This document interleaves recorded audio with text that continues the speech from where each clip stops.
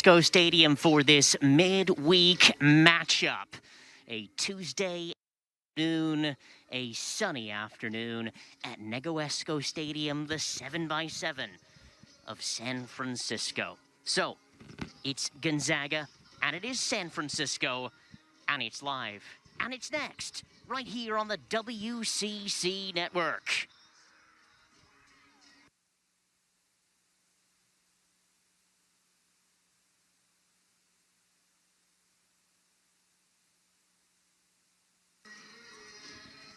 Once again, good afternoon, ladies and gentlemen, everybody tuning into this broadcast. My name is Charles Wolin. I'm joined by my broadcast partner, Joe Dugan, who is socially distant from me here.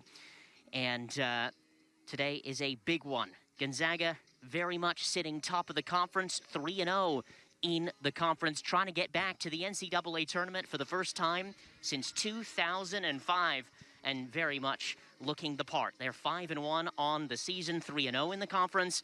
San Francisco, 1-2-2 in the conference, looking to pick up 3 points today. It's a big test for both programs. They're both building programs.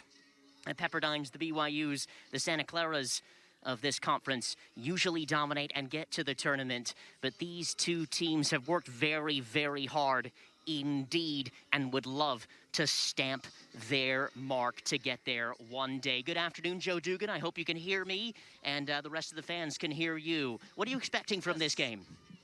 Thank you, Charles. I can hear you fine, and looking forward to this matchup here on a 1 o'clock kickoff. A Tuesday, very rare for us, but happy to be here. Yeah, this was a rescheduled game. It was due to take place about 2.5 weeks ago. Now the players will take a knee in solidarity and support for racial equality, equity, and social justice. Please join them by taking a moment of silence and reflection.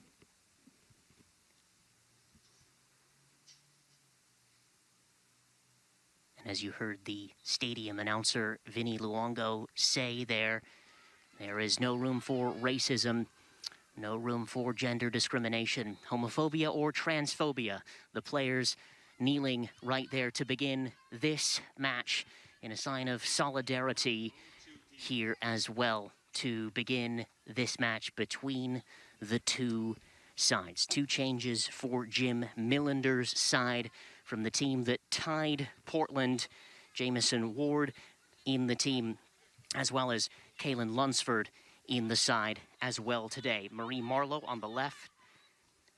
Marissa Vasquez, Cassidy George, Jade Sprague, Isabella Esparza, Kat Hill, Kenna Roth, Samantha Kerwood Wagner, and Molly Eby. No changes there in the back line. No changes either for Chris Watkins' side for Gonzaga. Again, they are very much looking the part. We'll keep talking about that on today's broadcast. 3-0 in the conference. A very, very good record for them. Liza Bosselman, the goalkeeper.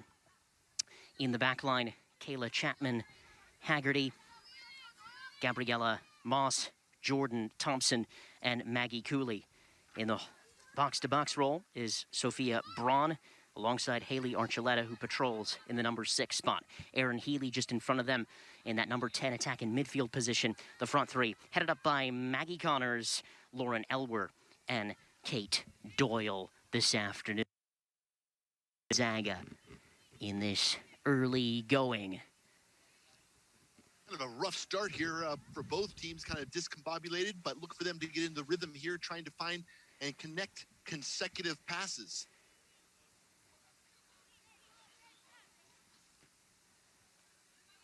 Free kick here for the Bulldogs, headed on.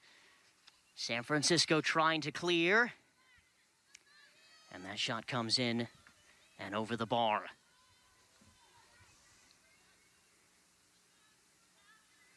Again, San Francisco. Weather's cleared up very nicely, hasn't it, Charles? Yeah, it's really nice. It's kind of warm out here, which is a bit of a surprise for once today. After the weekend rain? Yeah. Gonzaga defeated LMU 3-0 in their last match. San Francisco a 0-0 draw against Portland in their last match. We'll have to see how both teams certainly respond I know that Gonzaga would love to get another win today. Speaking to their assistant, I said, "You're 3-0 in the conference," and he said, "You know, we're taking it one game at a time," and that's the right outlook for it, of course, as you would expect from any coach. I know it sounds cliche, but any coach would say that to you, and I think that's the right thing to say as well. See a few Gonzaga players already slipping on this fast surface.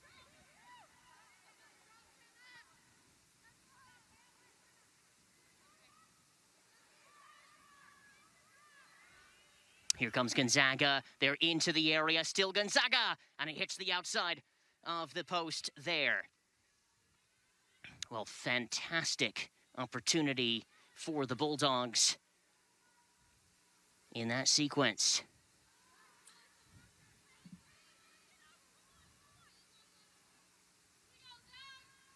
So far, they've had 2 opportunities already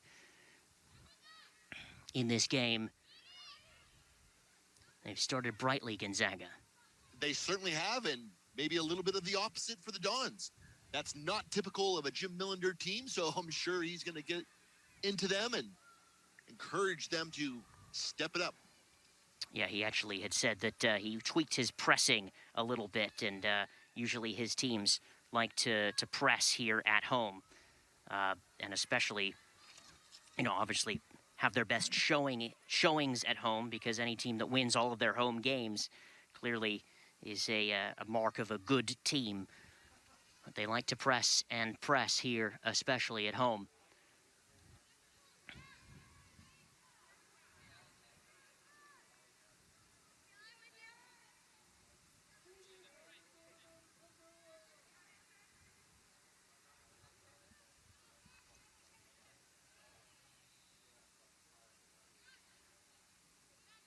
Throw-in going San Francisco's way in front of their bench.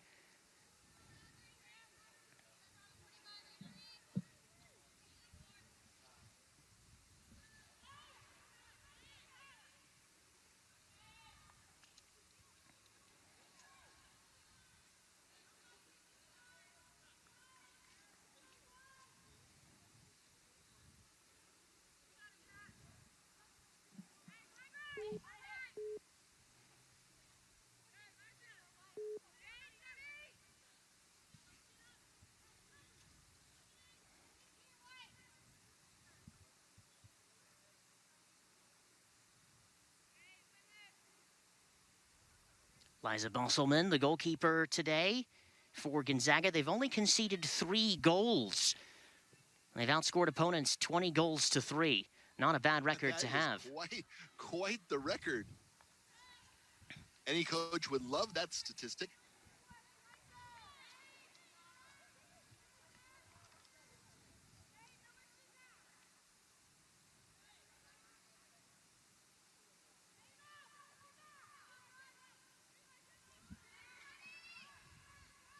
Ball sent in down the sideline. Maggie Cooley with that ball.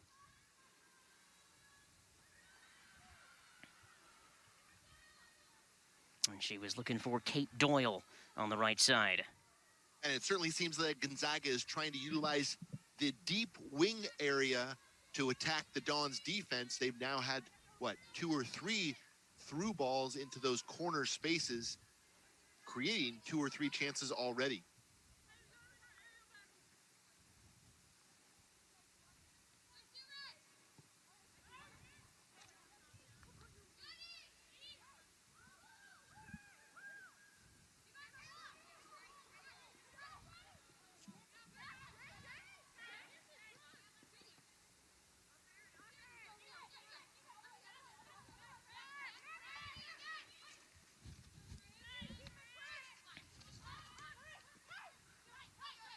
This is Lunsford. Now crossed into the area by Jamison Ward for the onrushing head of Marie Marlowe. And that's going to trickle out for a goal kick and a restart as San Francisco looks to build. Really like that attack by the USF Dons. They're attacking on the wings and then trying to switch the play, keeping the Gonzaga defense honest. A lot of room on both flanks, Let's see if they can penetrate into their offensive third for more goal-scoring opportunities.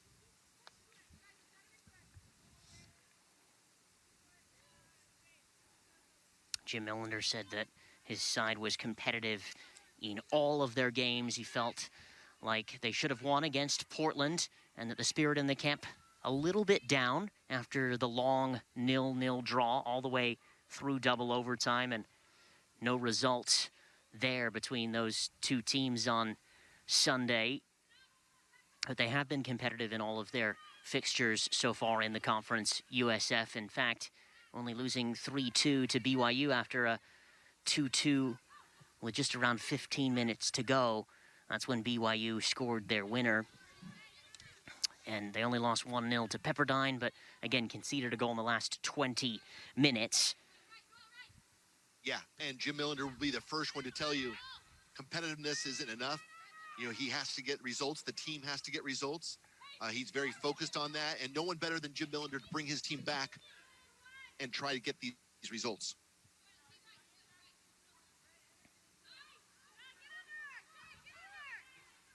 Lunsford on the turn. Crossed on in, and then cleared away. It's Lauren Elwer. And as she clears,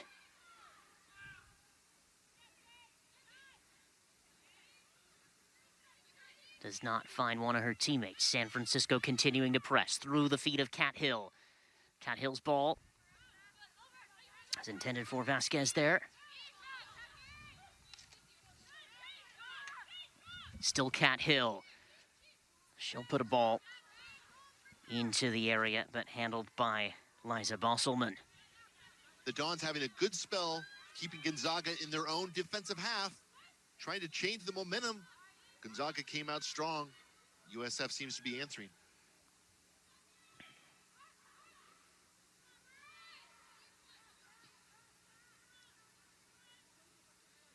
Both teams still struggling, though, to find consecutive passes and find their rhythm.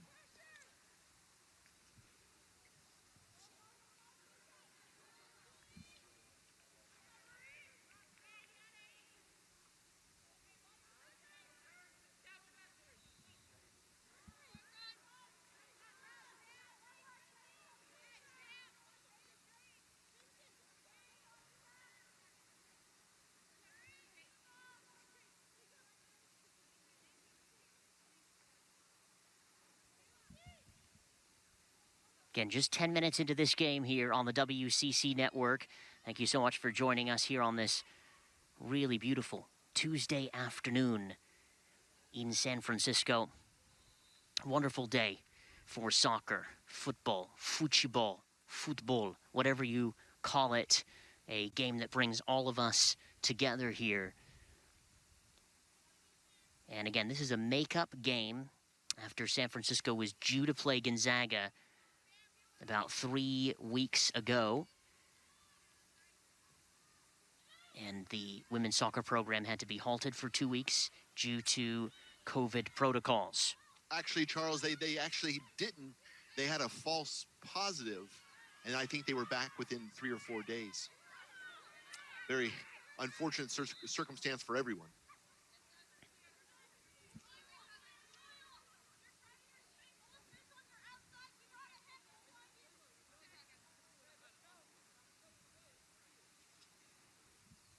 But hopefully we'll have fans back in the stands here soon. Obviously, at this point, it'll probably be the fall, but that's not too far away.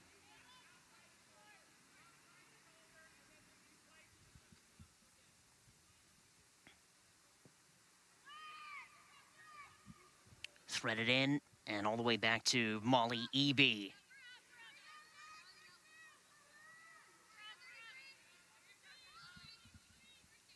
I would think Jim Millender, not having spoken to him specifically about this, but I would think that he's encouraged by his strong defense with Cat Hill coming back into the lineup, giving up pretty few goals, I would say, this season so far.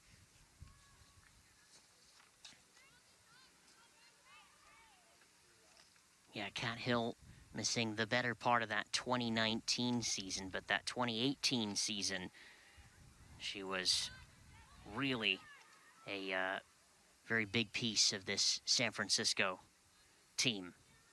And really, you can't see any remnants from that year-long injury that she suffered on her knee. So she's looking very fluid, very athletic, and strong back there.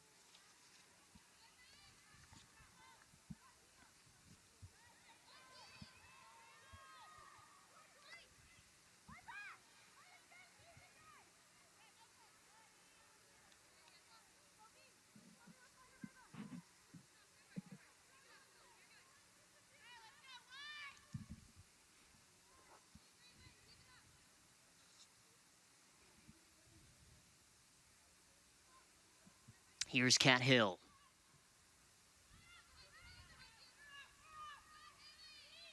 And now Marlowe on the left side.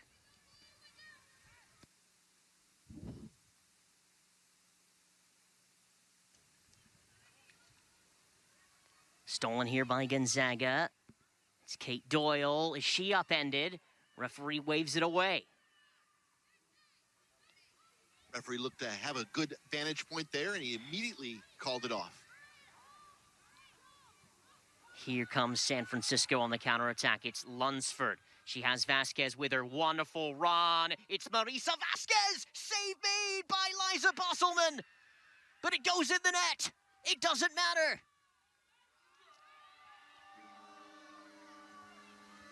Well, Marisa Vasquez with a fine run, but the ball, the provider, Lunsford, I'm not sure who did it better, but it's San Francisco 1, Gonzaga 0.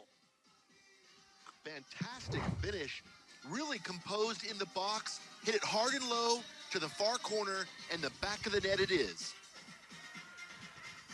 Her first touch off receiving that pass really set her up. I see that. It was actually a deflection, Charles. Yes. By the Gonzaga defender. I'm sorry, did not see that in live action, but on the replay here, I'm seeing it now. Yeah, it looks like an own goal. We had one of those the other day, but not sure how the statistics crew will rule that one. But again, it looked like a bit of an own goal there as the defender was backtracking on that play there. Doing a great job initially, having a foot save, but it kicked right into the oncoming defender for Gonzaga, who accidentally put it in.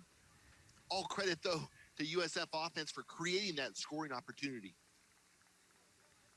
Yeah, the run from Vasquez, the ball by Lunsford. It was really wonderful there. I think put into the back of the net there by Maggie Cooley. I'll have to take another look at that. But San Francisco, no complaints, but here comes Gonzaga. This is Elwer, her shot over the bar. Wow, they certainly tried to answer giving up a goal with their own goal, didn't they, Charles? Yeah. Well, here's Elwer again on this replay that you see in front of you. She's looking to go top shelf, and why not? And Molly Eby did read that all the way.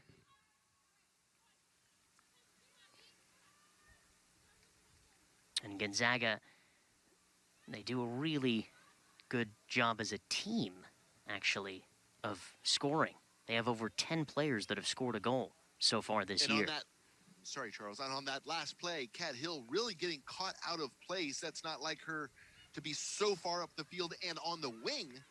She's a central player, and that created the opportunity for Gonzaga to get a shot on goal, but sent it just over the crossbar. Yeah, Elwer, 2 goals and an assist so far this year. You know, the front three of Gonzaga, they are very special indeed. And again, 11 Gonzaga players have scored goals this year. Just so everybody knows, 4 players have 2 goals.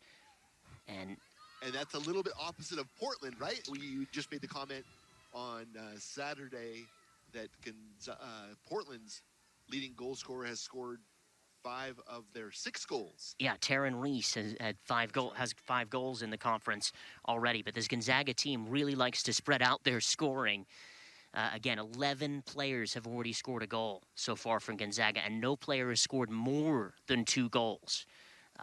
So they really do spread around the goal scoring.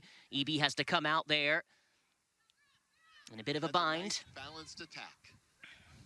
Yeah.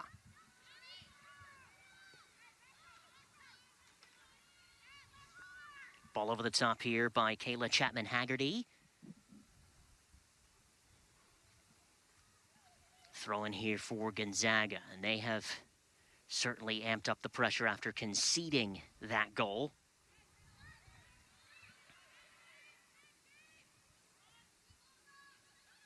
Chested down, not able to control. Charles, you made the comment that Jim Millender's team is not pressing here. That's affording the defenders to come up the field and find the forward either a through ball or a ball into the corners, but they're having a lot of time to distribute. Look for Jim Millender to perhaps change that, if not in this half, to come out to start the second half.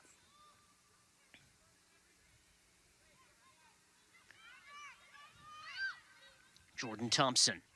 She slips, but she plays the ball nicely. Through for Kate Doyle. Doyle at the end line. Still Doyle. Nice nutmeg. Kate Doyle. Will she have a go? And offside is the call here, as Maggie Connors had a step on Cat Hill there, but again, the offside flag raised. And Charles, perhaps they're not pressing because they just played on Saturday, but as the game goes on, let's see how that may change.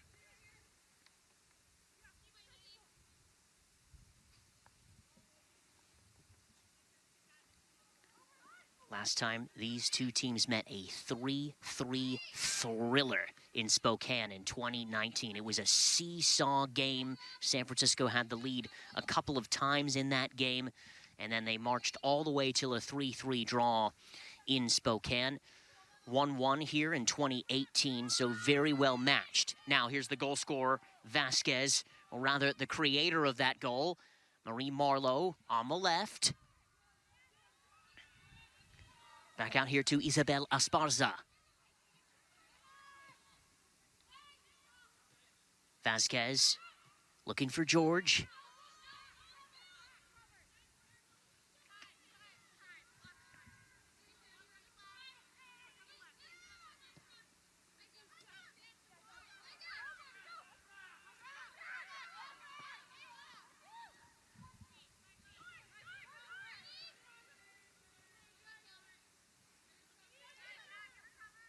Last 10 matches between these two teams, 5 wins for San Francisco, 3 wins for Gonzaga, 2 ties as well. San Francisco has won this matchup 17 times, Gonzaga 8 times, 2 ties. So the 2 ties are very recent in this history. Marie Marlowe with a tackle at the end line. Lunsford still on her feet. Referee says play on. Here's Esparza. She's looking for Vasquez. And Vasquez commits a foul on that far side.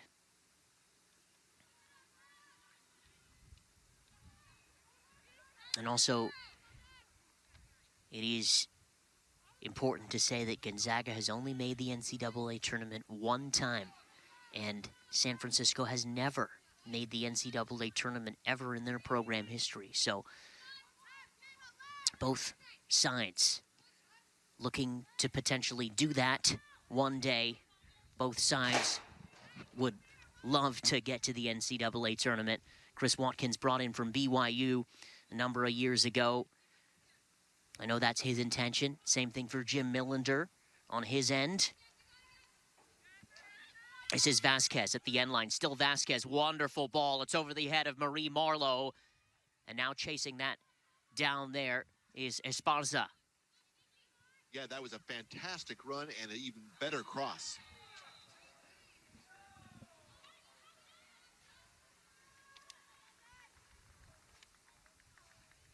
Throwing on the far side. USF really pressing for a second goal here before halftime. Or rather, excuse me, free kick on the far side. Cat Hill is behind it.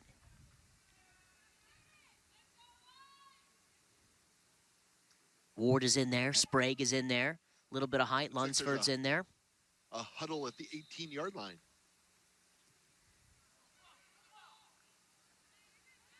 And all the best of free kicks there.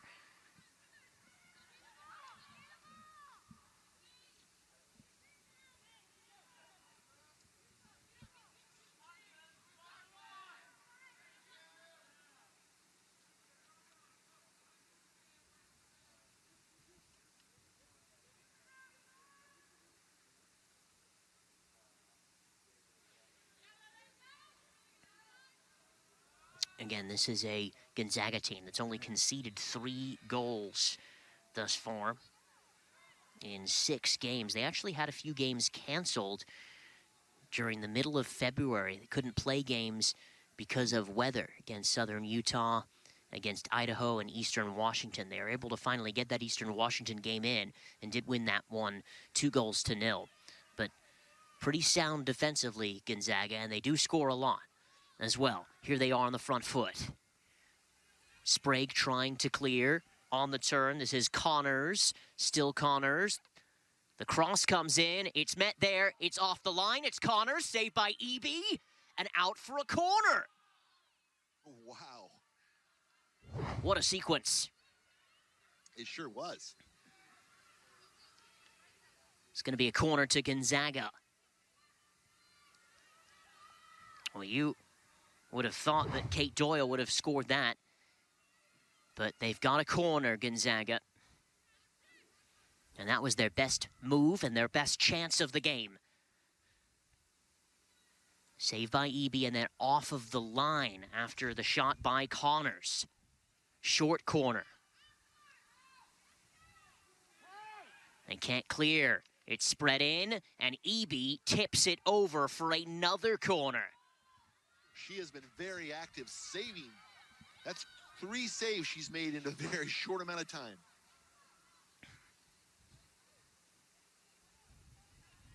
Well, San Francisco, they're living on the edge here as Gonzaga continues to knock on the door. They're in the ascendancy.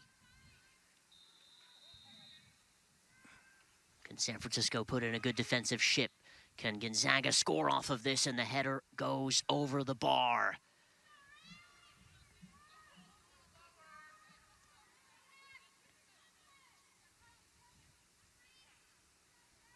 And that was Kate Doyle with that. Excuse me, it's Elwer with that header, and she put her hands on her head. That was over the bar, but she met that unmarked at that back post.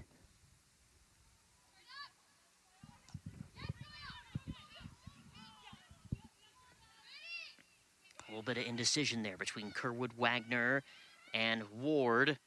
And Gonzaga has another corner. It was Kate Doyle who won that corner this time. Almost reminds me of the men's game versus San Diego.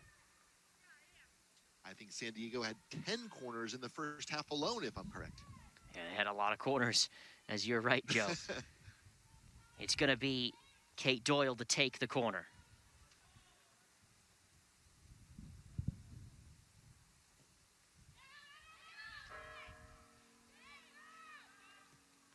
Swerve back in here, a bit of an awkward ball for Eby, and she is able to collect. 20 minutes to go in this first half. It is San Francisco 1, Gonzaga 0 here on the WCC network between these two teams. Gonzaga, they'd love to stay undefeated, especially in the conference. A nice non-conference slate, too. And that ball brought down by Sophia Braun. She was looking for one of the players in her front three.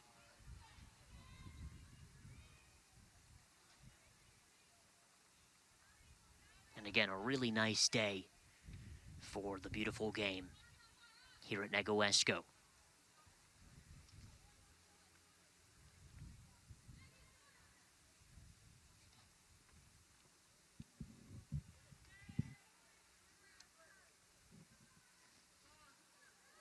Last time these two teams met, a 3-3 draw in Spokane, and then a 1-1 draw here in 2018 as San Francisco continues to high press.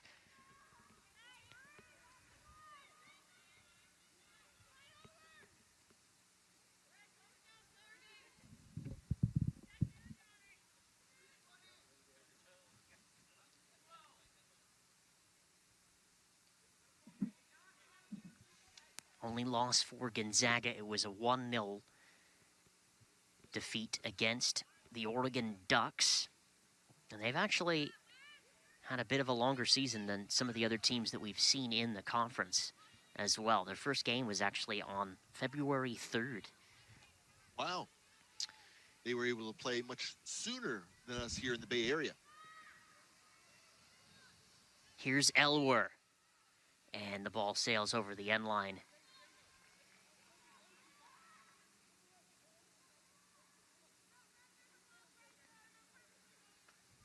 Wins against Pacific, a 2-1 victory for Gonzaga. A win against San Diego, 3-0. And then last week against LMU on Saturday, a 1:30 p.m. fixture. Again, sitting top of the conference. Elwer had her second of the year early on in that first half. Jordan Thompson and Madison Kemp then followed up for the Bulldogs in that game. San Francisco, a different run of form for them. But again, Jim Millender has said that they've been competitive in all of their games in the conference. A tie against Portland last time out. Week before that, a loss to Pepperdine. Week before that, a loss to BYU, 3-2. And I think Jim would argue that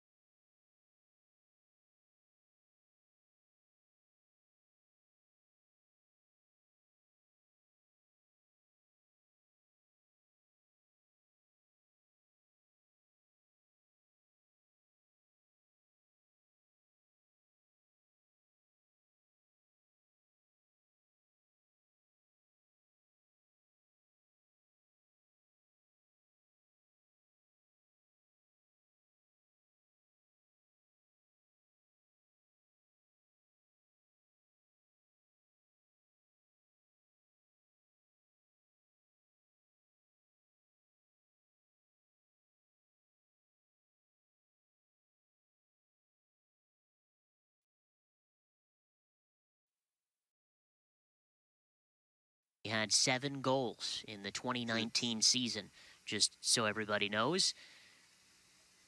great to have her back after a one-game injury, if I'm correct. Yeah. So unable to play against Portland, but nice to have her back. Now, the assistant referee is saying something to Jim Millender here. And I think Jim Millender needs to go to the fourth official and the scores table for something. It doesn't look like he's been asked to do anything or maybe been sent off. But we'll have to get clarification at halftime of what that was. And we'll come back to it. Millender is still coaching, and he's on the bench. I don't think that there was anything, that there was an issue. But maybe something with a player number or something of that nature. We'll have to find out. And we've had this referee here at the Hilltop many times. I think he does a great job of being very cool, calm, and composed. Never getting too high, never getting too low. Really lets the game be the feature and not himself.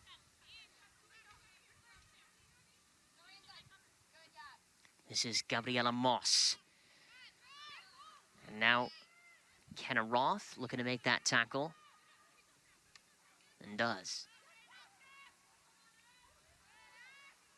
Code on the left, keeping possession.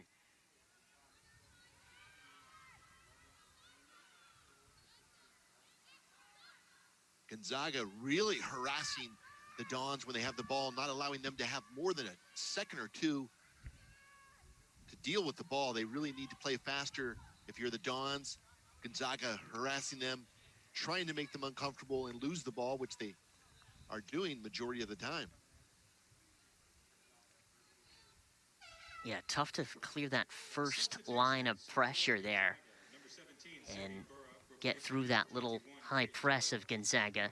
And they do it well, as you had mentioned, sorry, Charles, Joe. I couldn't hear you with the PA speaking. Oh, okay. We'll come back to it in just a second here, Joe. Number 20, Anna Gorlock, replacing number 25, Jamison Ward, and number 7, Kaya Pagoni, replacing number 4, Cassidy George. Maddie Kemp in the game now for Gonzaga, and Sydney Burrup as well. And then on the right side is Alasia Lane. So kind of a whole switch of that front three for Gonzaga. San Francisco the same. Kaya Pagoni in the match as well.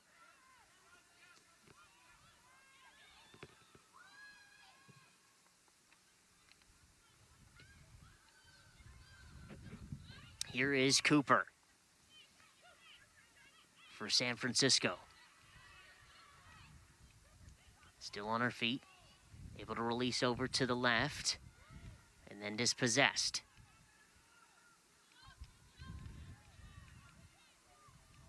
Roth. Sydney Cooper would have a much better opportunity if she put that ball towards the corner flag rather than kind of short square in the midfield. Anytime you lose a ball in the midfield, it's a prime opportunity for a counterattack.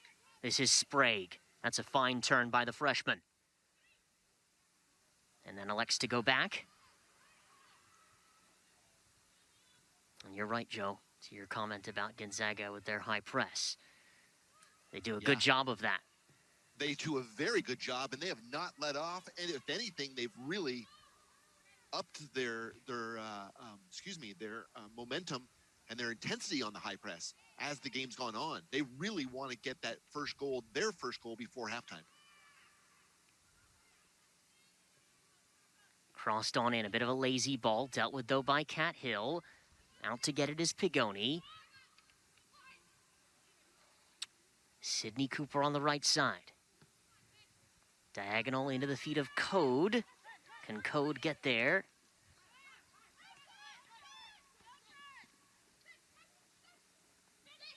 Cleared away, and that's Sydney Burrup. And the ball was intended for Maggie Kemp there.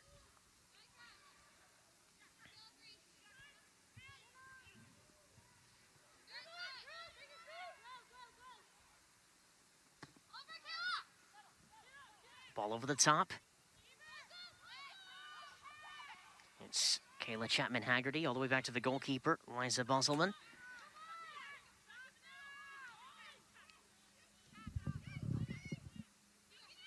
And now Code.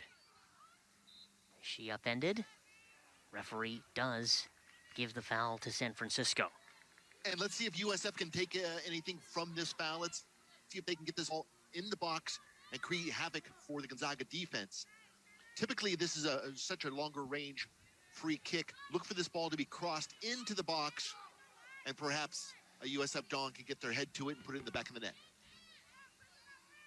It's going to be Cat Hill standing behind the ball. Samantha Kerwood-Wagner is available down the right side, but a plethora of San Francisco players in the area. It's Cat Hill's service, headed away by the Gonzaga rear guard. Put back in there by Esparza. Sprague gets to it for a second. Kerwood-Wagner looking for Humphrey. Humphrey chasing. The clearance comes off of the back of Humphrey. Top of the area is Pagoni. And on the turn, Pagoni shot wide. And that was a really good service originally by Cat Hill. And then, although it didn't USF didn't get on the end of it. They had another nice cross to keep the ball and in the box and keep Gonzaga under pressure.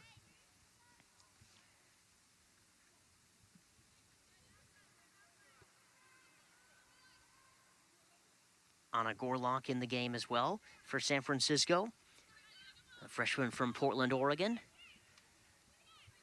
Cooper on the right for Code, and now Kerwood Wagner. Overlapping run, shoulder to shoulder with Jordan Thompson.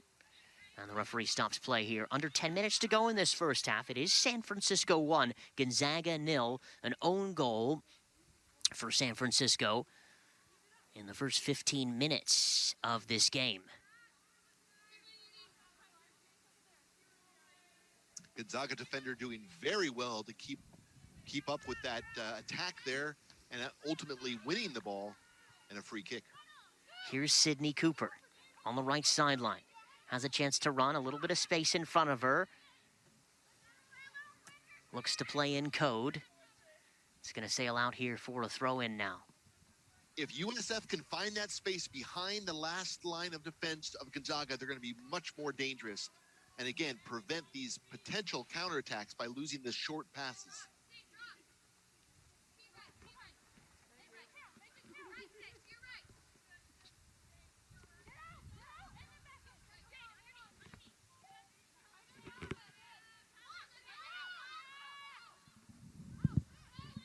It's Archuleta all the way back to Thompson to clear.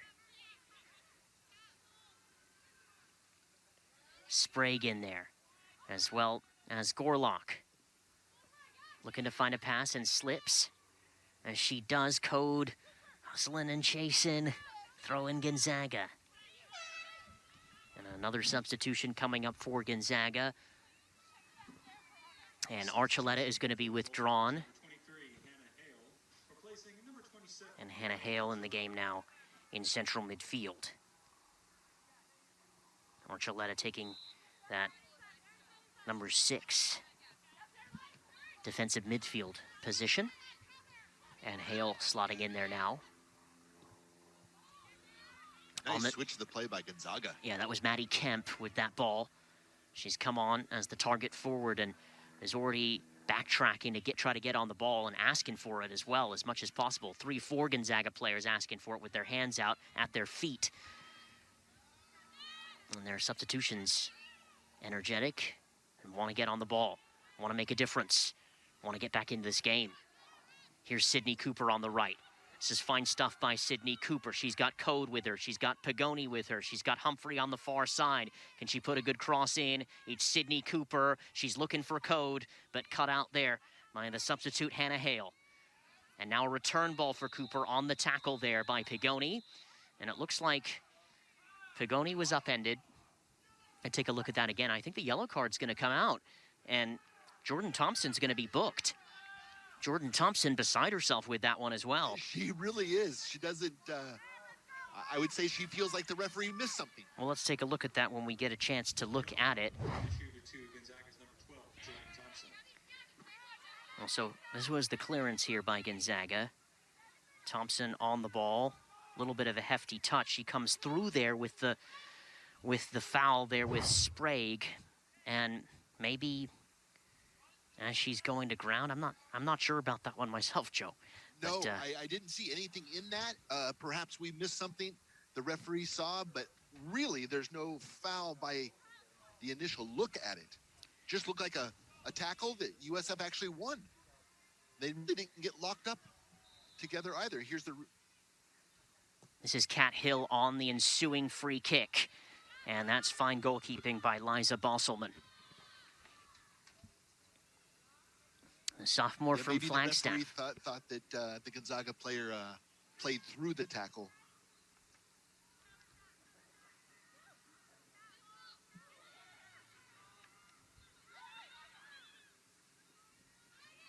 All the way back to Molly Eby.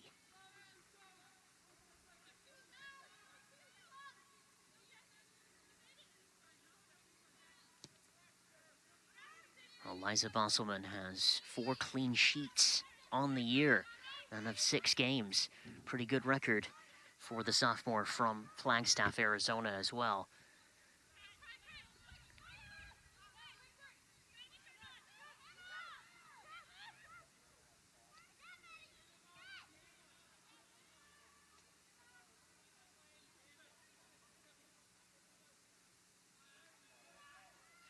Here comes San Francisco through the feet of Code. And she tries to turn. A fine tackle by Chapman Haggerty. This is Sprague down the right. And then cleared away by Gabriela Moss.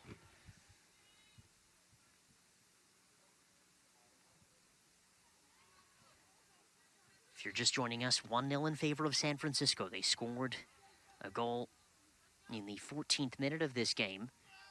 Gonzaga has had quite a few opportunities and set piece opportunities as well to equalize. It's been pretty well matched.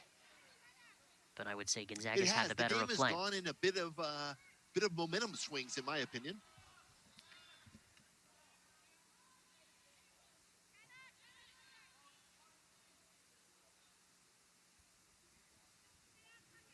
"11 players from Gonzaga have scored goals so far this year, so wouldn't count them out. But if you're San Francisco, you want to get this to the break, up 1-0. If you're Gonzaga, just continue to put the pressure on, see if you can nick a goal here in this last 5 minutes to turn that key, turn that momentum, as you talked about, Joe.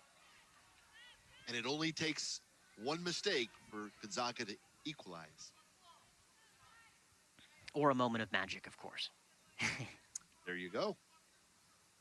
But usually, moments of magic create mistakes on defense. Throw in far side for San Francisco.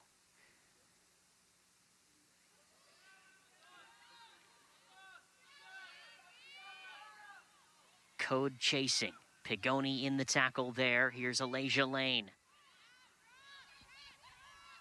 And now, Hannah Hale, the diagonal, perfect ball down the sideline for Maddie Kemp.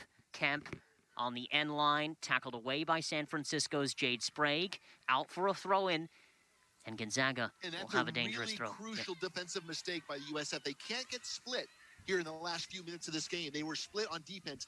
Defense needs to stay more compact and disallow those splitting of those gaps with those long passes by Gonzaga. The shot came in from Alasia Lane. She had looked to win a corner. She swerves it back in again. Gonzaga does win a corner, and now they'll send some of their defenders, Sophia Braun and Jordan Thompson, the two captains. And this is what Gonzaga is playing for. They're playing to put the Dons under pressure, create these corner kicks, create these set-piece opportunities, which oftentimes at this level result in goals. Alasia Lane's corner. Wow, that hung up in the air for a long time. A dangerous corner. I think it got a little wind under it. Now, Ashley Humphrey has Sydney Cooper with her. Bianca Code asking for the ball on the left. Cooper's ball for Code. She chests it down. She runs right into Kayla Chapman Haggerty.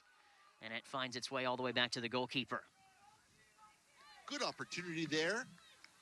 I thought Bianca Code did well to collect that ball, which is a tough ball to collect, turn and get a shot on goal. Challenge the goalkeeper.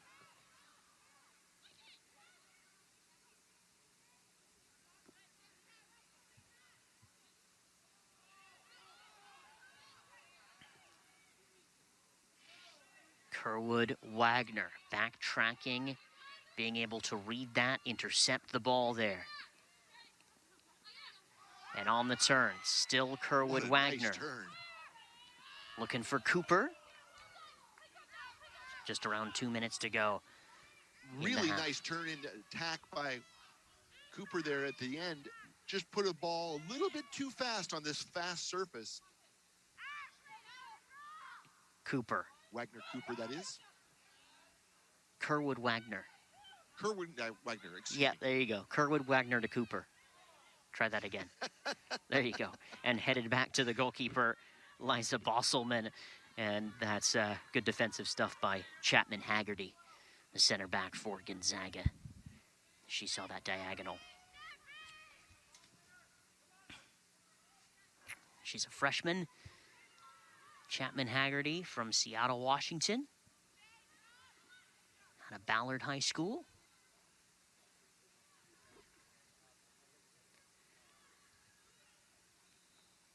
Just around 1 minute and 10 seconds to go in this half.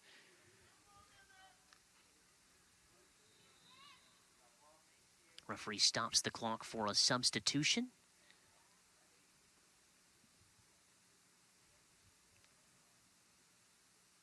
And I think he's giving some warnings here to either Pagoni or the Dons bench. Not sure, but a lot of players seem to be laughing. Oh, really? About that. So maybe there's a lot of chatter or something on that side. That's why he stopped play just moments ago. Now Okay. Pagoni. Lots of space for her. She finds Code.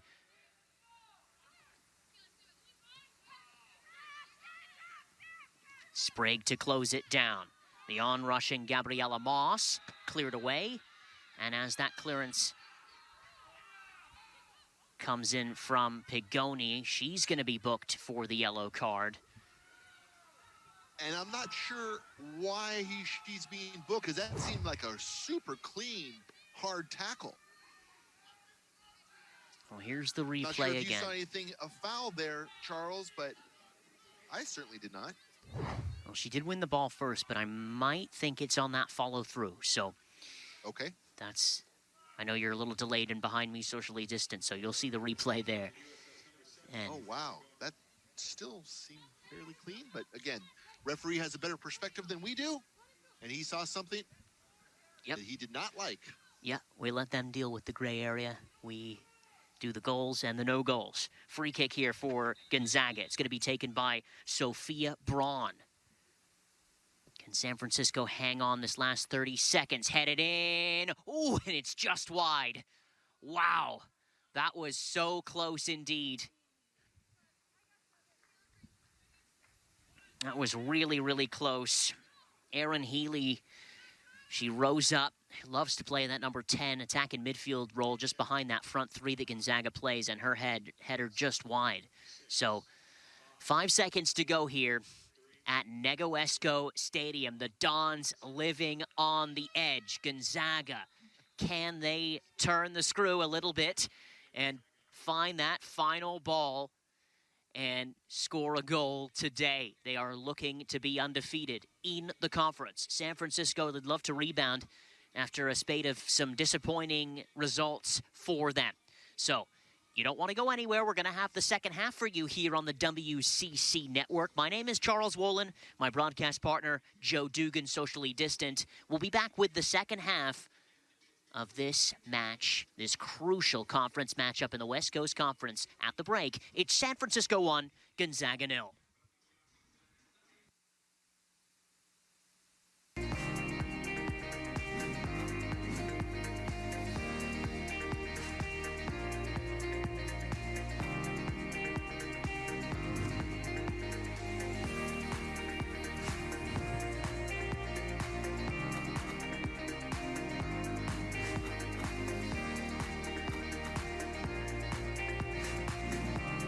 People and ideas meet, mix, and spark. Eyes open. Doors open. It's real. You can feel it. You can be a part of it. And you don't even have to be here in body to feel it in spirit.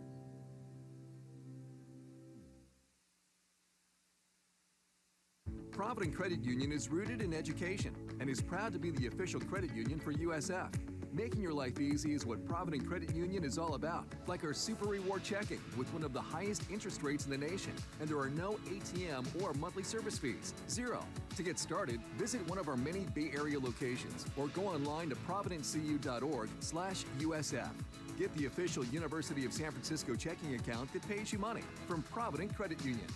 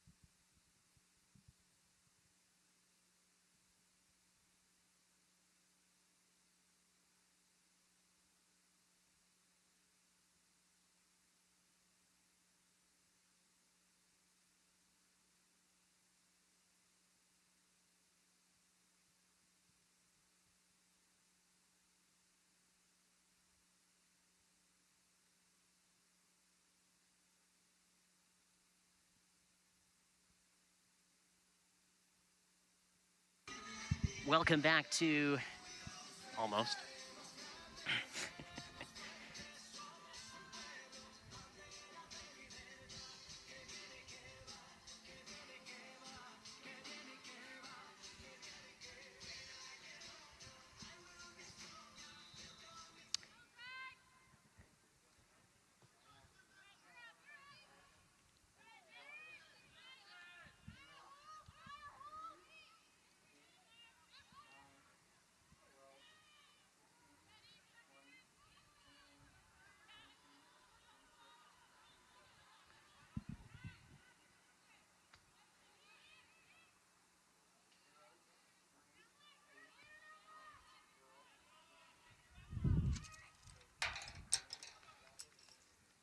Welcome back to the second half here at Negawesco Stadium. Charles Wolin and Joe Dugan with you.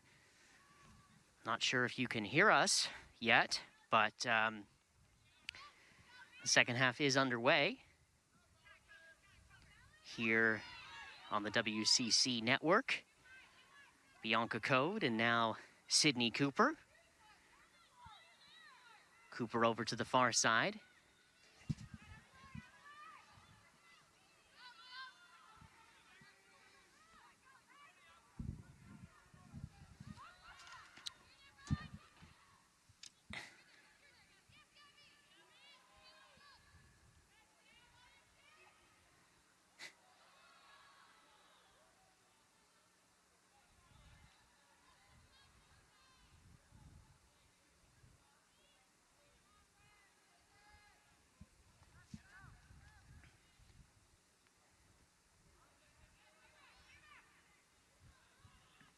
Do apologize here.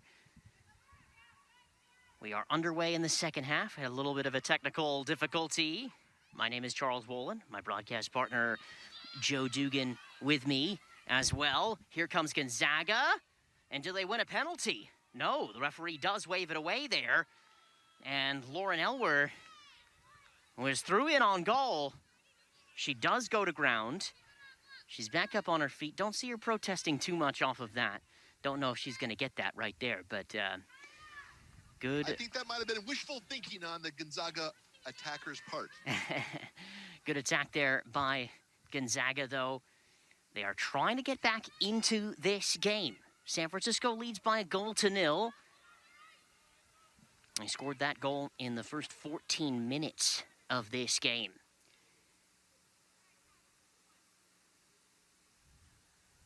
Last two times these two teams met.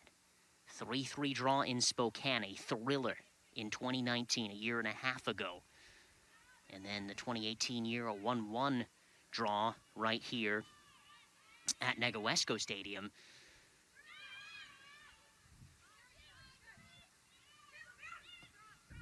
We saw a lot of Gonzaga pressure in that first half, and they were very close to getting a goal.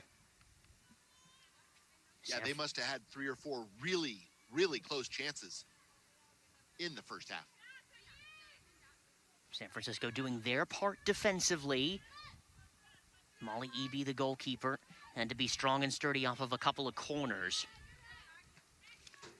And so... Well, I thought the first half was a game of momentum swings. Gonzaga coming out strong the first 5 to 10 minutes. And then it switched momentum for the Dons as they got into their rhythm a bit, and then went back and forth as the half proceeded.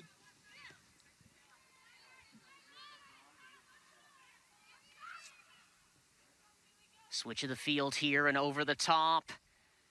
Oh, the last-ditch header back to the goalkeeper by Esparza. Otherwise, that diagonal was on. And that was smart play by Gabriela Moss. She was looking to find her teammate, Lauren Elwer. It's the second time that Elwer was the intended target in this second half.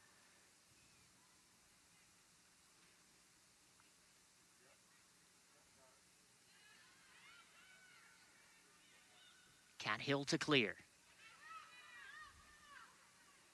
Brought down by Pigoni. And combination really play. Nice switch of the play With Gorlock. This is Humphrey.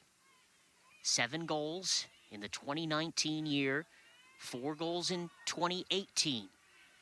She is that unlocking player that Jim Millender has been looking for this year, the senior from Huntington Beach, California. And when she does score, she scores goals in bunches. So pleasure to have her back. Jim Millender very excited having her back after a 1-game absence. Well, it's going to be really interesting, Charles, to see these seniors and what they choose to do about coming back in the fall. They do get an extra year of eligibility, but will these girls graduate? Will they move on? Will they start a master's program? It's all going to be very interesting to see and how that affects Jim Millender's roster. This is Jordan Thompson. She was booked in the first half. The captain.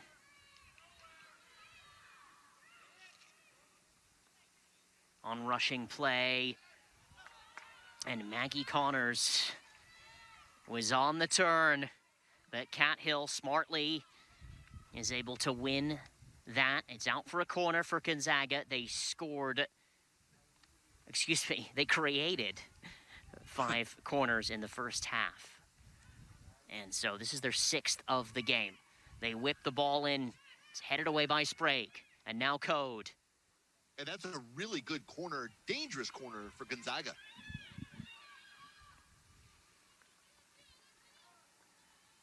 Yeah, and 2 of their corners, they were extremely dangerous, almost scored from them. Blocked by Molly Eby in one instance. There was a looping shot that was over the bar. There was one ball that was trickling and cleared by a Don's defender as well. That's right. Connors still wants more. Cat Hill is right there, end line. And another corner.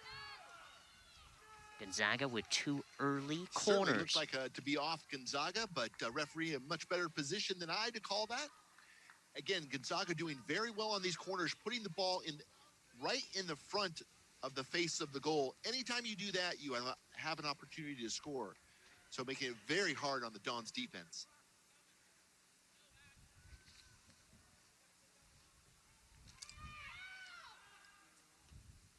Headed on here by Thompson. San Francisco clears.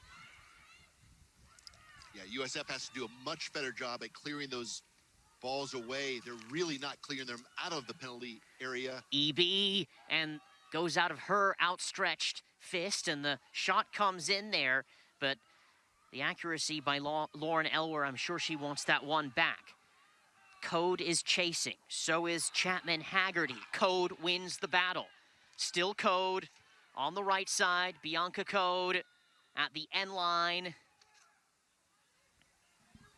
And the referee, I believe blows his whistle. But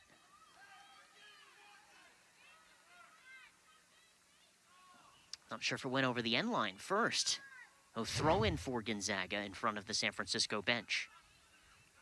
Or rather, USF was surprised that that was their ball, or rather, excuse me, a free kick. I guess Code with the foul. That's interesting.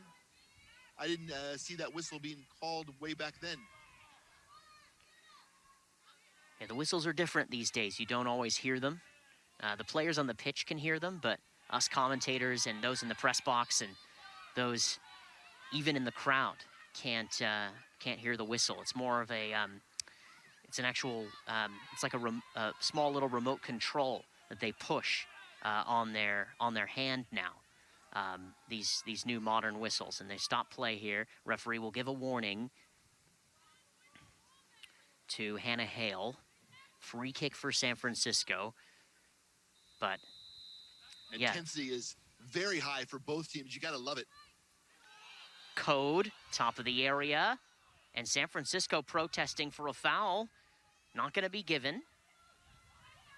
It's going the other way for Gonzaga.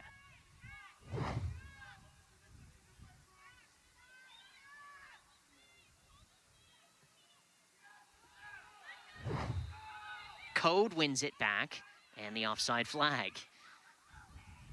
So a couple of restarts in the Gonzaga defensive third. as San Francisco looking to pile on some more pressure.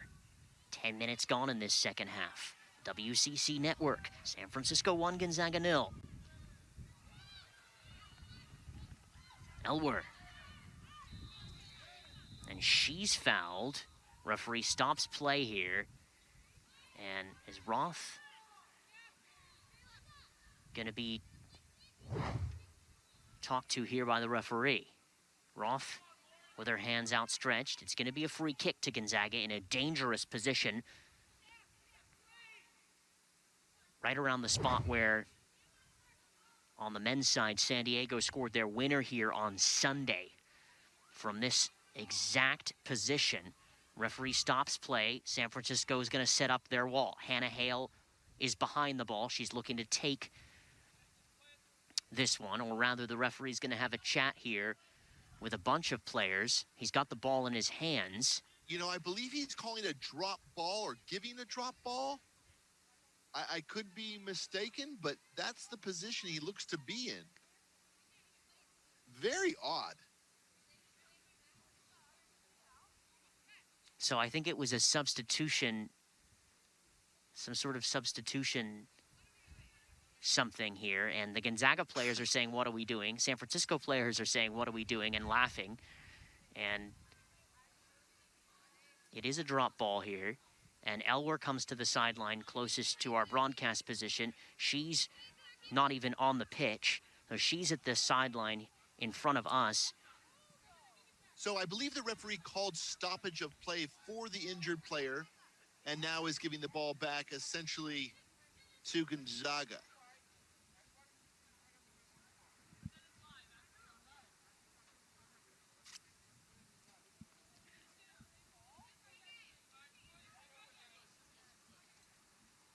So it's going to be a Esparza drop ball. Play on now for San Francisco. Here's Roth. That's smartly done by the freshman.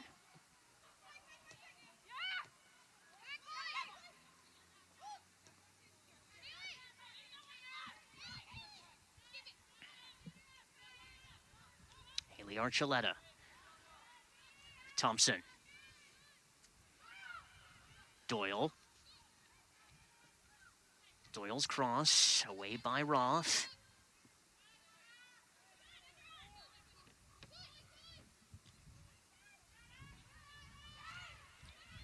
Thompson still on her feet. Gonzaga pressing.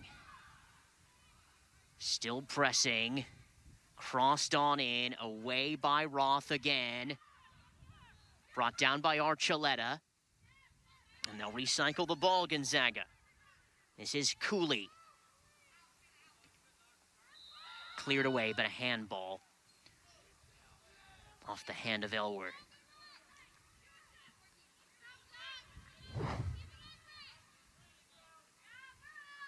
Well, Joe, you and I have talked a long time about this, about having a game a week and then going ahead and having the schedule be what it is usually in the fall, packed around 20 games, 18 games. However you frame it, 10 in your conference, 5, 6, 7, 8 non-conference matches, but a Saturday, Thursday, Saturday schedule or Friday, Sunday. This is essentially what these two teams are doing with this game here. Here comes Gonzaga. Right. The shot comes in. Elwer on the right side, and she's offside. But, I guess the referee choosing not to call it. He did not call that. Cat Hill away. Pagoni away, looking for Code, who's the target player now, target substitute.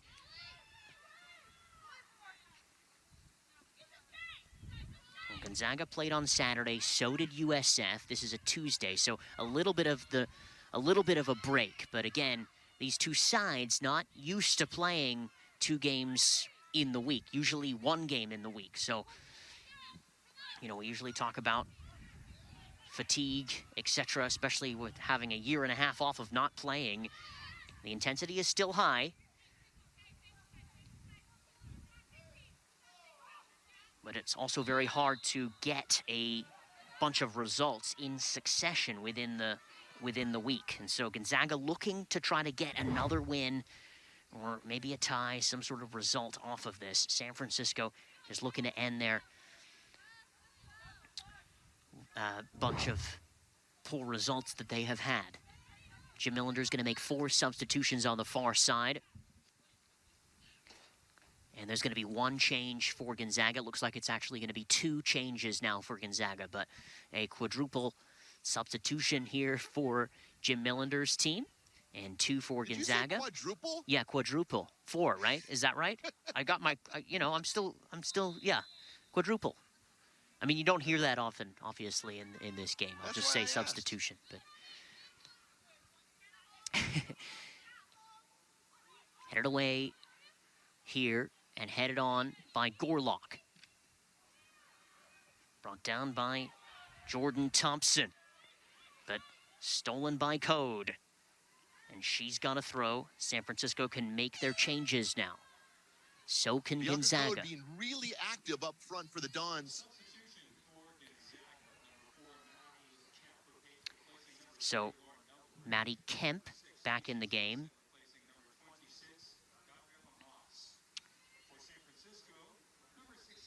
For Gonzaga. For San Francisco, it'll be Marie Marlowe on the left. And it'll be Cassidy George as well. Marissa Vasquez, who created that goal for the Dons. And looks like she's just won a corner as well. Oh, or rather a goal kick, excuse me. Commentator's curse right there. And then another change, Jamison Ward back in central midfield with Sprague and with George.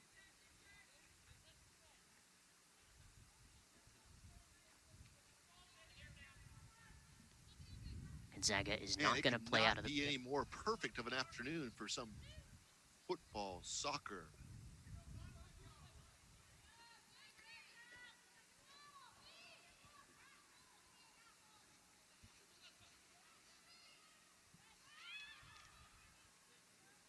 That's really tenacious defense by the Dons, not allowing Gonzaga out of their half.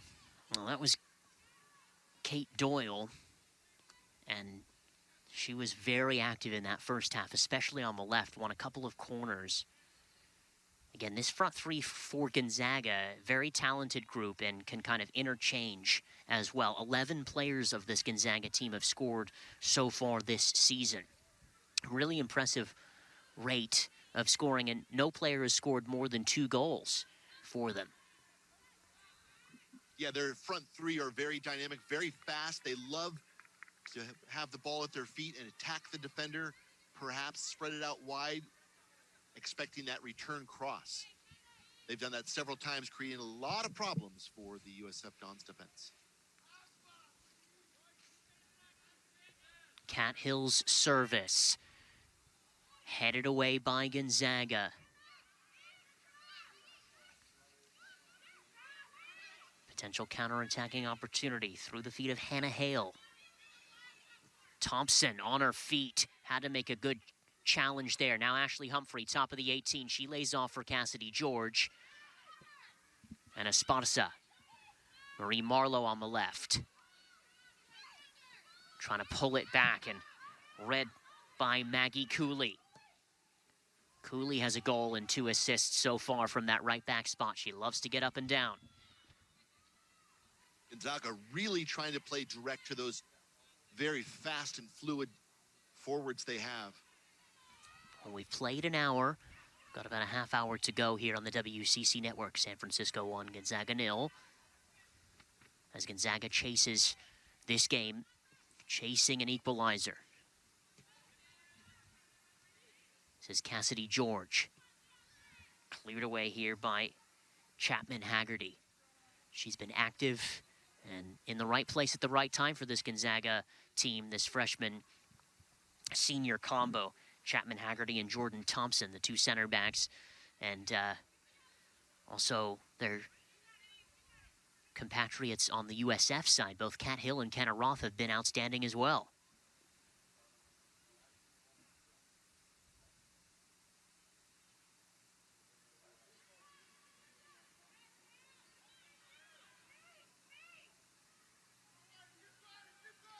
Here's Ward. Her service. Corner. Excuse me, Kerwood Wagner won that corner. Now the wind has picked up a little bit. It's really important that they try to drive this ball no higher than the goalpost, so it does not get hung up in the wind. Anytime it gets hung up in the wind, it's a goalie's ball, 9 times out of 10. Yeah, it is windy today. It's going to be taken by Vasquez. Sprague is in there. Headed up, headed on. Marlowe still bouncing around. And the referee gives another corner. And from my vantage point, that was a very good corner. Again, driven about goal post high, crossbar height. Really well done. Well, Marlowe thought she had a second for San Francisco.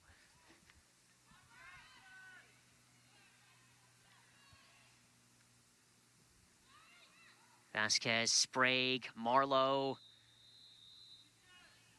And a restart coming for Gonzaga.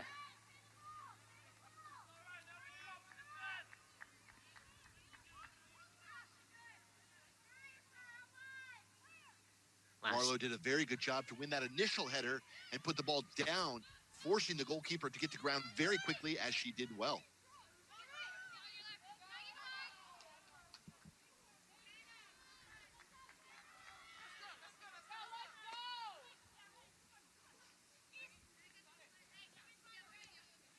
Cassidy George for Marlowe. This is good play by San Francisco. Marlowe upended. Free kick coming for the Dons.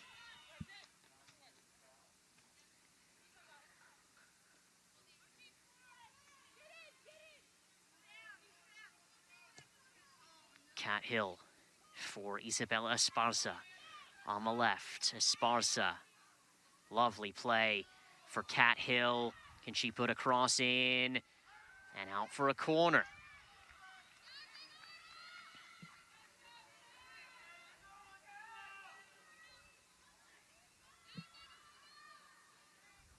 "25 minutes to go.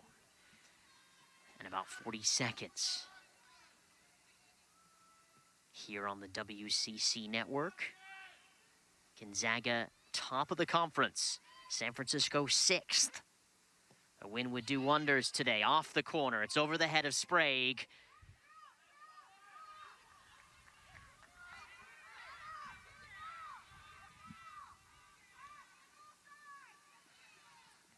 Humphrey. Back into the mix by Sprague. Humphrey's in there. Headed away by Thompson.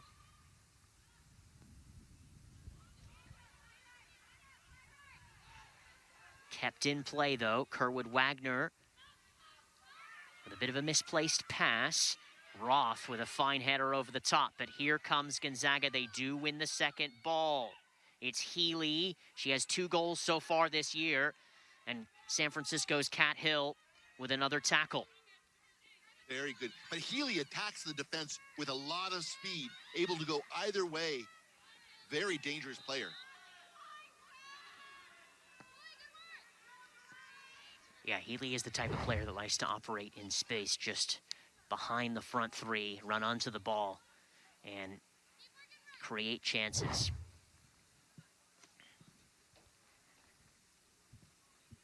Two goals so far for her this year. Marie Marlowe down on the ground. Her teammates are going to help her up. And it's good to see her up. I wasn't sure when the Gonzaga player fell on Marlowe. Wasn't sure if she got her chin pushed into the ground, but she's up, and knowing her, she's a fighter. She's gonna be just fine.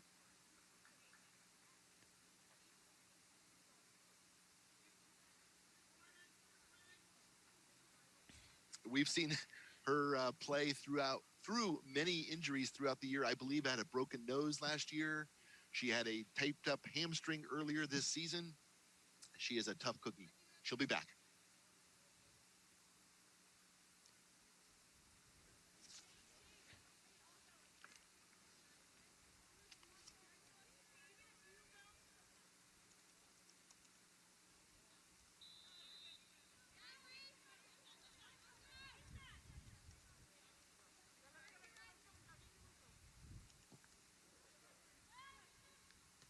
threaded on in.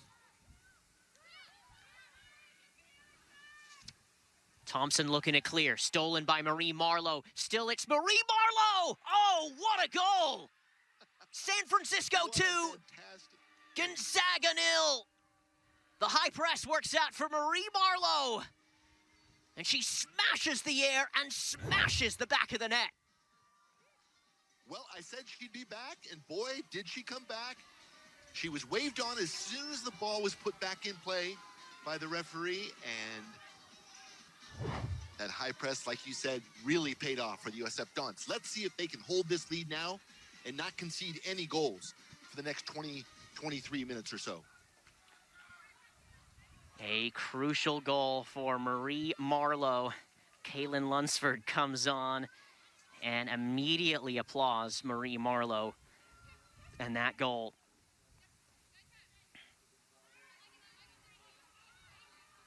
And what a moment for Marlowe, who, as you had said, Joe, has had some injuries in the past. But she is a tough, tough player. And San Francisco concedes a free kick here. They line up the wall.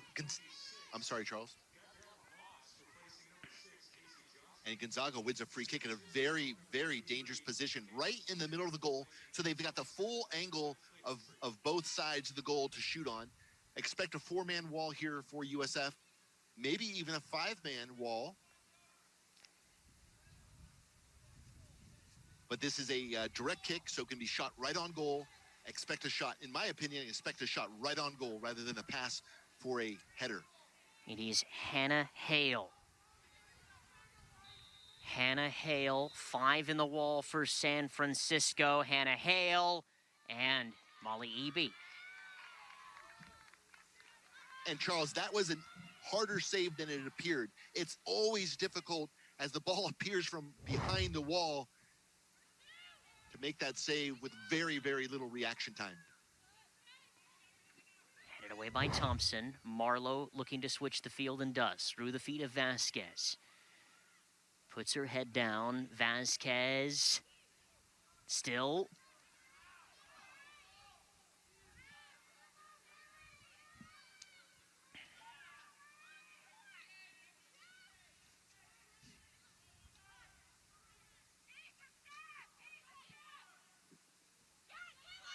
Chapman Haggerty. Sprague. Again, the last 2 results between these sides. 1-1 here 2 years ago, or 2.5 years ago, rather. And a year and a half ago in Spokane, a 3-3 draw, a thriller that was a seesaw back and forth. This one has felt like it's been back and forth, although I'm sure Gonzaga would love to have a couple more on the score sheet than the scoreline shows. And I think that they may have deserved a goal or two, more than the scoreline shows, certainly. 2-0 in favor of the San Francisco Dons. Marlowe scoring a crucial second moments ago. Here she is.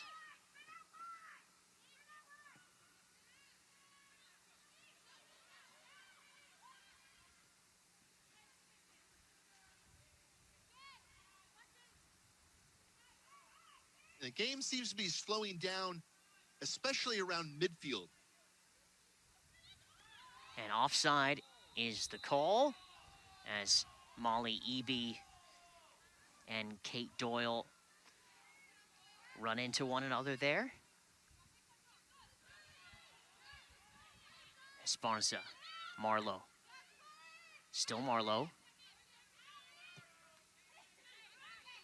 Cleared away by Esparza. Lunsford to press. Thompson surveys the field. Finds the feet of Maddie Kemp. Can she turn? Jamison Ward has other ideas.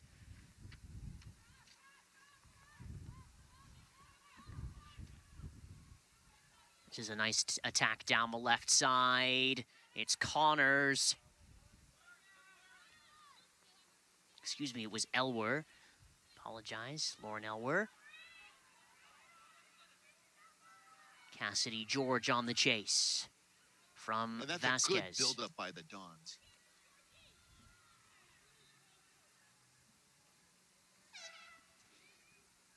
Substitution on the far side for San Francisco. It's going to be Sidney Cooper for Marie Marlowe, the goal scorer.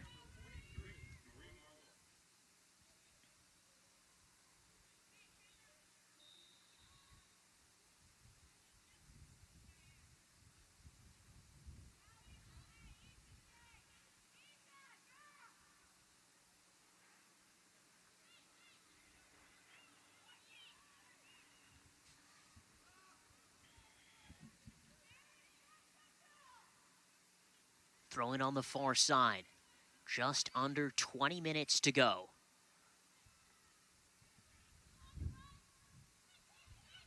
Here is George.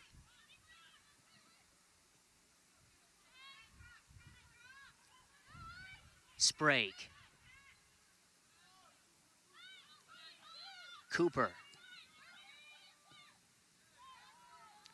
Nice return 1-2 between those.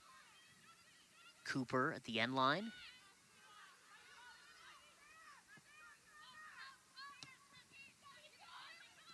Esparza.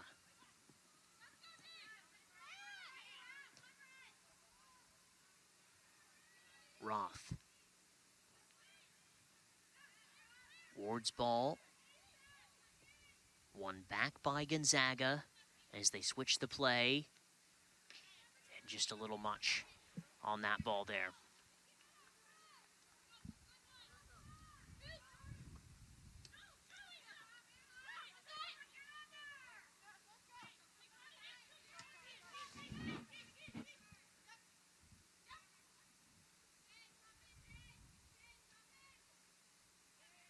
Headed away by Roth.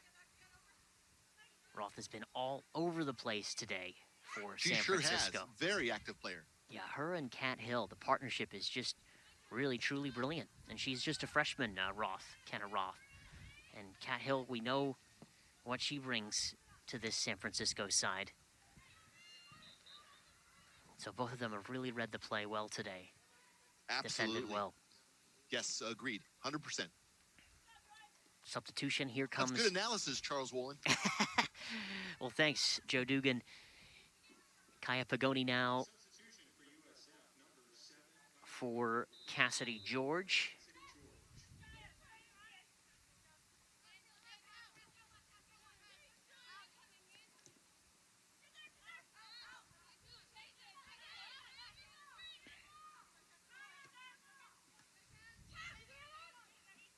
Isabella Esparza, and she's fouled by Maddie Kemp.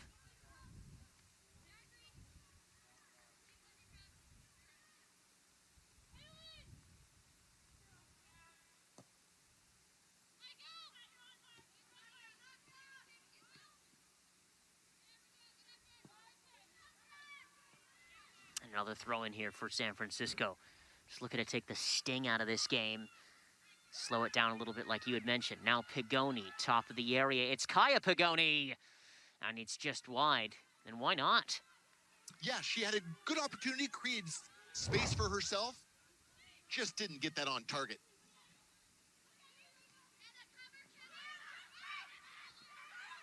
One is off the head of Esparza. Here comes Kate Doyle.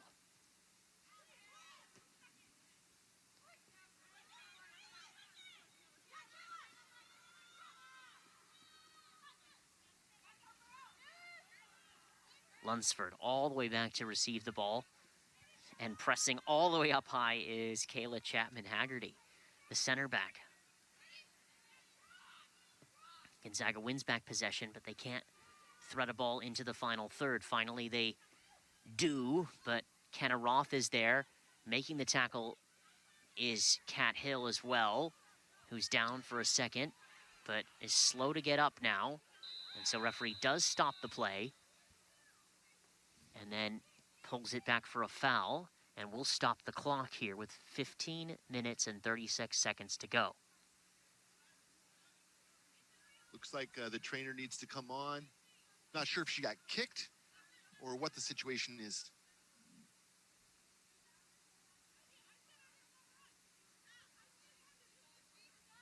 Looks like just ran into each other. Hopefully it's just an awkward knock. looks like she's walking off reasonably well, running off now. So expect her to be waved back in here momentarily. Knowing the competitor Cat Hill is, she does not want to come off. Well, Gonzaga will send numbers. Cat Hill is on the sideline. They're gonna restart play here. The ball in by Hale, and Molly Eby is right off of her line and collects.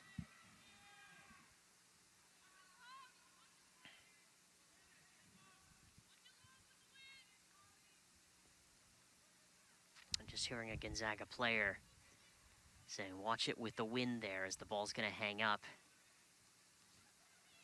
in the air.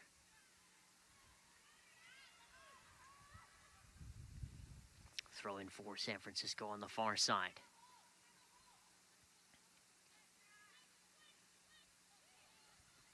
Here's Ward. Oh, she does nicely. Can Sydney Cooper find a little bit of space? It's Sydney Cooper! San Francisco 3, Gonzaga 0. And that is probably the nail in the coffin here. And a big 3 points for San Francisco as Sydney Cooper finds a goal for her side. A crucial goal at a crucial moment. It was a crucial goal at a crucial moment, but let's see if the Dons can hold off this very, very assertive and aggressive Gonzaga offense.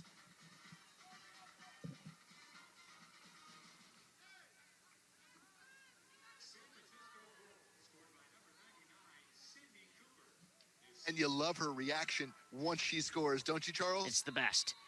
You can tell what it means to her. She had a difficult time scoring her first couple of years here, but in her final 2, she has no problem. 4 goals in the 2019 year. She's got 2 already so far this season. And she's a senior from San Clemente High School in Southern California.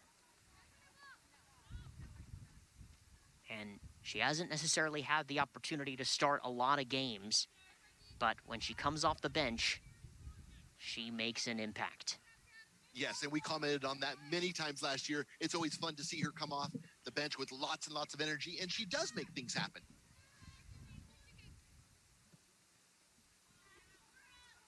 And just a little bit of the skill that she needed to wedge herself in that bit of space, bring the ball down and have a go too, when she saw that diagonal and that cross for her.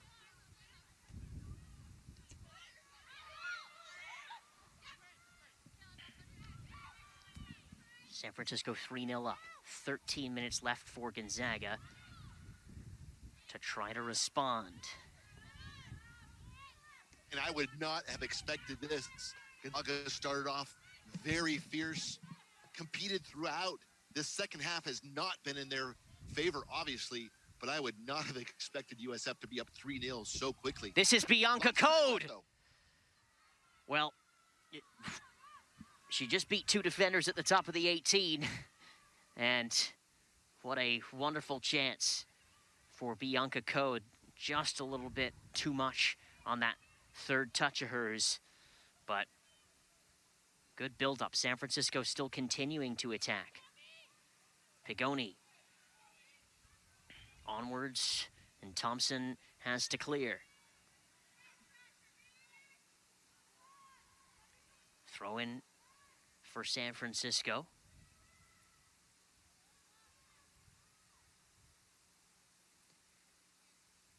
It's going to be Kaya Pigoni now. And Charles, you've said Gonzaga has only had 3 goals scored on them this spring season altogether in 6 games, and today the Dons have 3. Yeah. They've scored 15 as well, Gonzaga. So they've had a good record in the conference, but the clock is not on their side.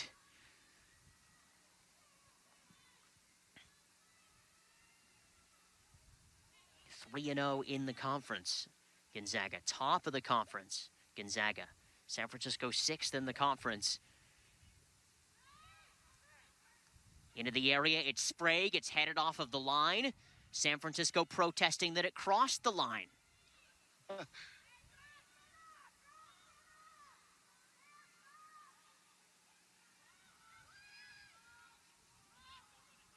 This is Elwer.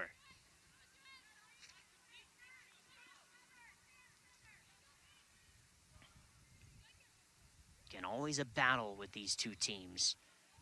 The last 2 seasons, they've battled to 2 draws, 3-3 in 2019, 1-1 in 2018.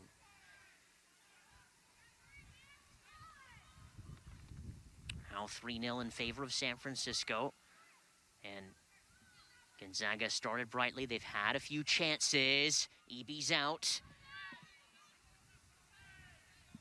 And Charles, you and I have spoken about this in the past, but this is a great opportunity, a great learning experience for this USF Dons team to manage the game. They're up 3-0. How do they control the pace of the game, control the momentum, and so they do not allow Gonzaga back in the game?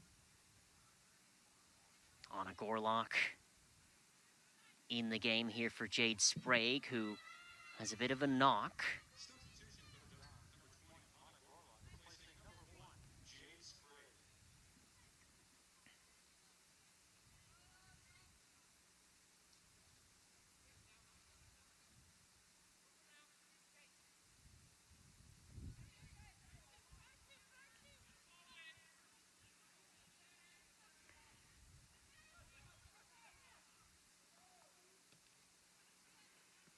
Pagoni.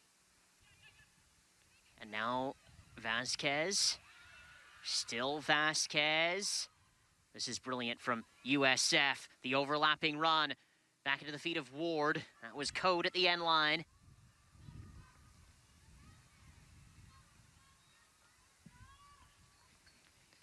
Entertaining and still building.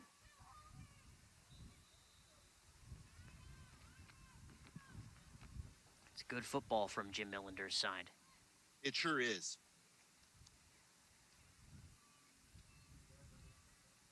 Really feel like the Dons are on the same page with their entire team. And a free kick coming for Gonzaga. Stoppage of play as well, as the captain, Maggie Connors, upended. And the trainer has to come out to her. She's going to have to come off. I thought it was a free kick just for a second here, but it's a stoppage of play. I thought so too. And it'll be another drop ball. We've just had 2 drop balls in the last minute of this game. 9:45 left to go in this game. So the way they do this these days is on a drop ball, it's customary in the past to turn the ball over to the opponent and kind of reset.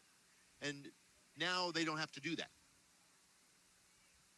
In other words, if it's a drop ball here unopposed, okay, commentator's curse.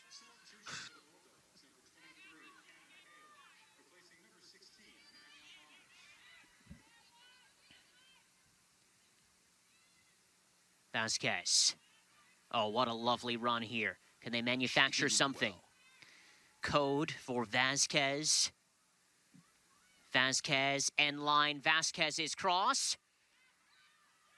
The goalkeeper, Bosselman, right there.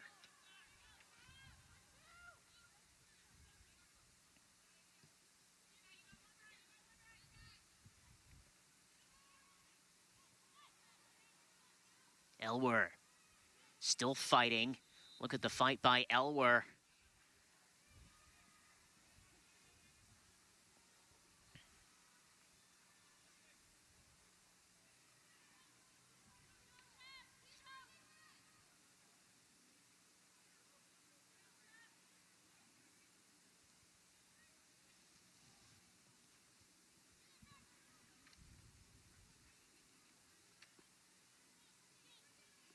Throw in for San Francisco. Not in a hurry to take the throw either.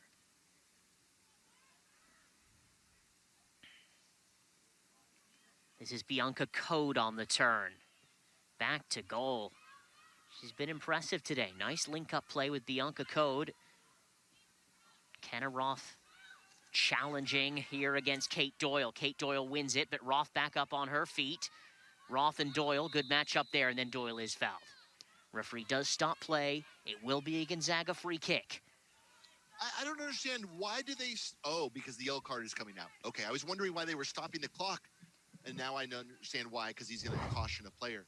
Doyle doing a fantastic job, although she can include her teammates a bit more. She was trying to take on 3 players there, quite a distance from the goal.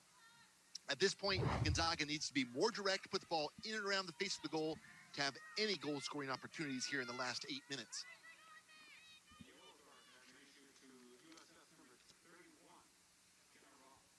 Oh, Kenneroth goes to the book.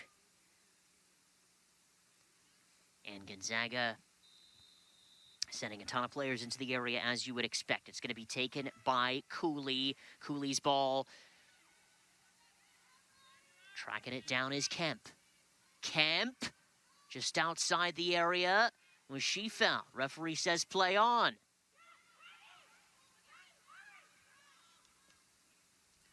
Swerved back in by Hale.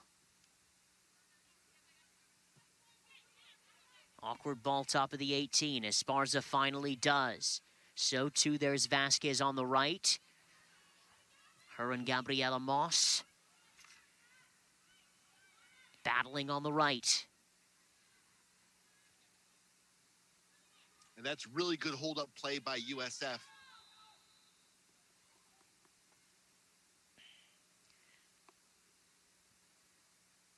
Restart coming now for the Dons.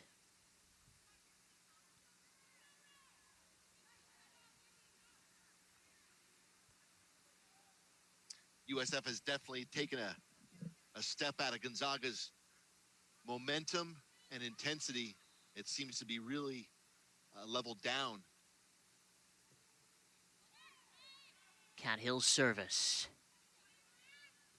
Far post, Sydney Cooper has a goal, the 3rd goal of this game. Gorlock shouts of a handball, given. And I thought Cat Hill's previous service there was very good. She drove the ball to the far post, but not too close to the goalie, forcing the defenders to clear the ball.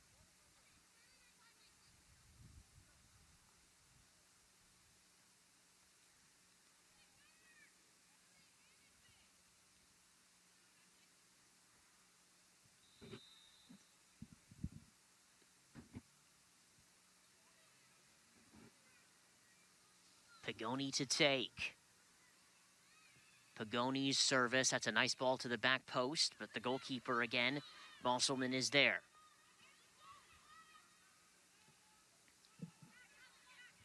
Final few minutes for Gonzaga. See if they can get a goal.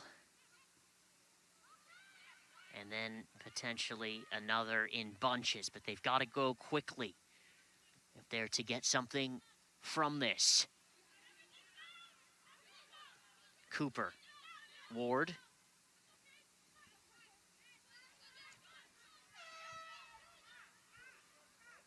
Substitution coming for Gonzaga. Alasia Lane. Now in the game for Maddie Kemp.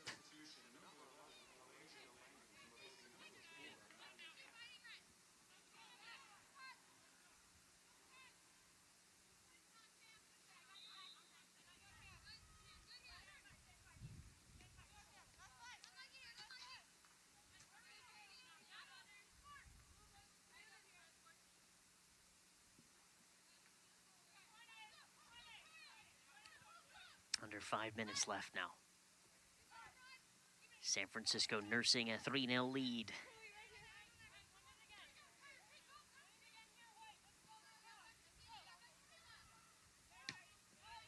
Cleared away by Esparza. Brought down, though, by Chapman Haggerty. Chasing is Code and Cooper, still chasing.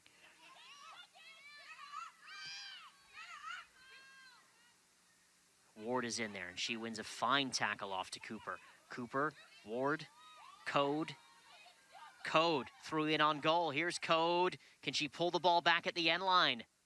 Yes, still Bianca Code. Save made by the goalkeeper. Cooper is there. Still Cooper. And Bosselman makes up from her bobbling mistake there. And that's good goalkeeping. And can you tell Bianca Code wants a goal of her own? Probably. She's certainly working for it, isn't she? Yeah. Well, Balzelman did save initially, parried away, and then was able to collect. Again, she's only let in 3 goals so far this year before this game. They've conceded 3 today, Gonzaga, in a crucial conference match. And I don't think the scoreline reflects how hard Gonzaga has worked and the chances that they have created today. But if San Francisco can complete the clean sheet, it's certainly their reward, and their reward that they've scored a few goals in this game, because... And you can see why Gonzaga has scored 20 goals with only 3 against. Going forward, they're very dynamic, very fast. They interchange up front with those front 3. They use the width. They get the ball across the face of the goal. Just today was not their day. Yeah. Yeah, and just correction there, Joe, 15 goals. I apologize. I had misstated that at the top of the program here. It's still a very good goal-scoring record. Yeah, scored 15, conceded 3. They've had 4 clean sheets as well as a side. And so I know Chris Watkins will get back to the drawing board, and the Gonzaga Bulldogs will come back strong after this one. They are a title contender, or potentially, if not a title contender, an NCAA tournament contender as well. Again, they'll have a shortened, smaller field this season, but if they can hang in there, Gonzaga, with the Pepperdines and Santa Claras and BYUs, they might be able to find a place. But today, as you said, Joe, it is San Francisco's day. After a run of results, I'm sure that San Francisco would have loved to go a different way and could have gone a different way. That's right. Losing to BYU All and of those Pepperdine. games could have. Yeah.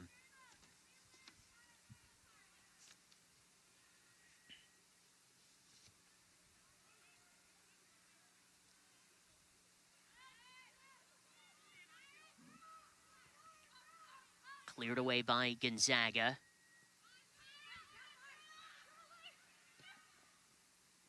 The ball into the pathway, looking for Alasia Lane. Molly Eby's out, though, with just over a minute to go.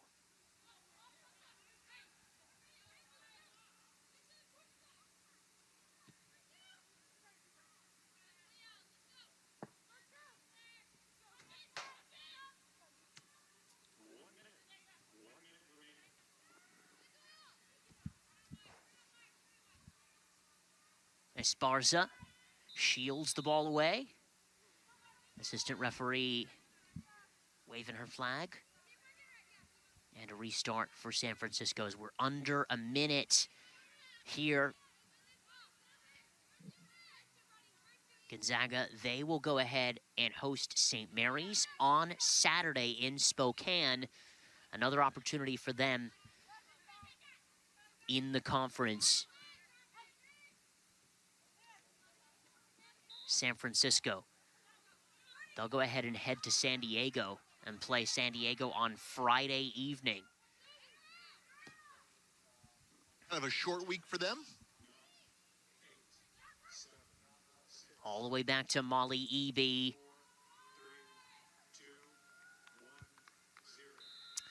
And at full time here in San Francisco, the San Francisco Dons pull off an important victory.